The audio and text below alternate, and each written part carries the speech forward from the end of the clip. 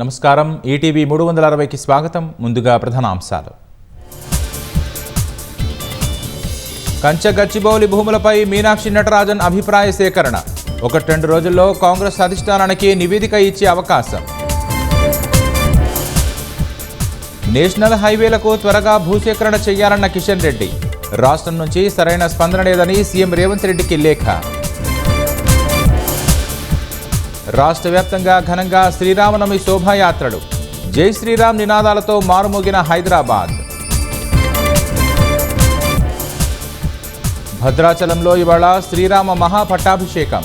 వేడుకకు హాజరు కానున్న గవర్నర్ జిష్ణుదేవ్ వర్మ. నకిలీ విత్తనాలతో నిండా మునిగిన ములుగు జిల్లా రైతులు.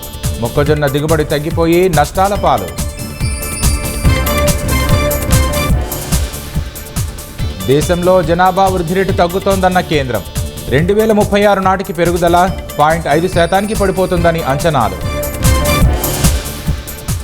మధ్యప్రదేశ్లో నకిలీ వైద్యుడి చికిత్సతో 7 బలి. దర్యాప్తు చేపట్టిన జాతీయ మానవ హక్కుల సంఘం. ట్రంప్ విధానాలపై అమెరికాలో అసంతృప్తి జ్వాలలు. హ్యాండ్స్ ఆఫ్ ప్లకార్డులతో వేలాది మంది నిరసన.